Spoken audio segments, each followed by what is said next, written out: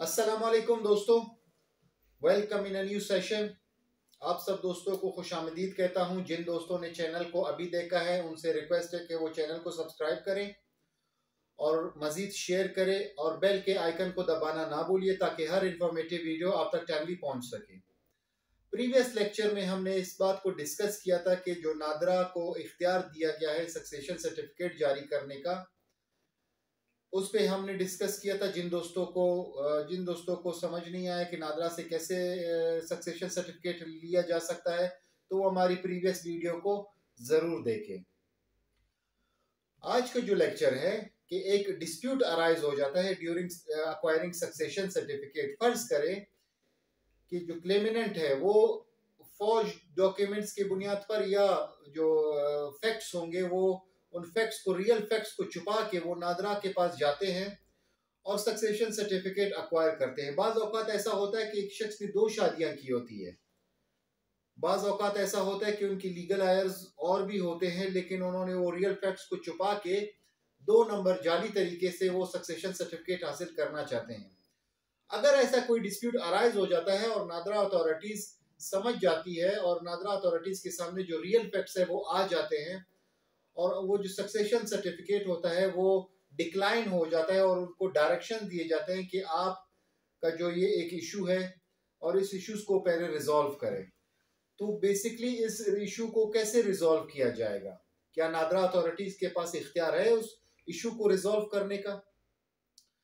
देखिए, नादरा अथॉरिटी जब भी आप कोई सक्सेशन सर्टिफिकेट लेते हैं, जब नोटिस का टाइम होता है, तो नादरा अथॉरिटी बेसिकली इश्तिहार करने का मकसद ही यही होता है। जनरल पब्लिक के ऑफिशियल गैजेट में जो मोस्ट रीडेबल न्यूज़पेपर होता है उस मुल्क का या इस इलाके का, वहां पे उसको पब्लिकेशन करना इसीलिए जरूरी होता है कि अगर कोई क्लेमिनेंट दूसरा कोई क्लेमिनेंट है जो रियल फैक्ट्स है, हो सकता है उसको छुपाए गए हो, कोई अगर ऐसा बंदा है जो एग्रीव्ड होगा इस सक्सेशन सर्टिफिकेट को जारी करने पे, तो वो आके अथॉरिटी के सामने पेश हो जाए।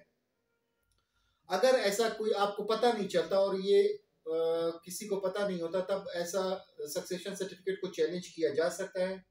क्या अथॉरिटी उसकी अहल है? देखें, इस कानून के मुताबिक सिर्फ नादरा को ये इख्तियार दिया गया है कि वो सक्सेशन सर्टिफिकेट या लेटर ऑफ एडमिनिस्ट्रेशन जारी करे। ऐसा कोई इख्तियार नहीं दिया गया कि वो कोई ऐसा डिस्प्यूट, जब 2 पार्टीज के बीच ऐसा डिस्प्यूट अराइज होता है उस सक्सेशन सर्टिफिकेट को लेके, तो वो सिविल कोर्ट के ड्यूटीज को परफॉर्म करें।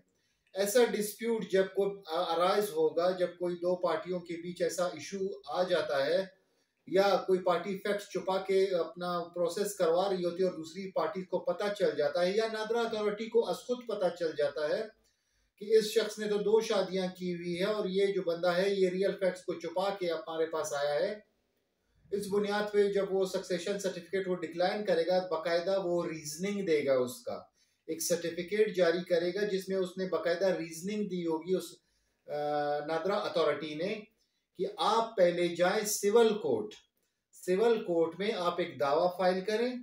उस दावे में आप जो ये डिस्प्यूट अराइज हुआ है, जो डिस्प्यूट है, मेन डिस्प्यूट है, आप पहले उसको रिजॉल्व करें। जब वो डिस्प्यूट रिजॉल्व होगा थ्रू सिविल कोर्ट का बाकायदा उस पर जजमेंट आएगी। उस जजमेंट को बुनियाद बना के जो भी जजमेंट XYZ होगा, जिसमें वो हो सकता है आइदर फैसला उसके जो शख्स सिविल कोर्ट जा रहा है उसके खिलाफ भी हो सकता है और ऐसा फैसला उसके फेवर में भी अगर हो सकता है।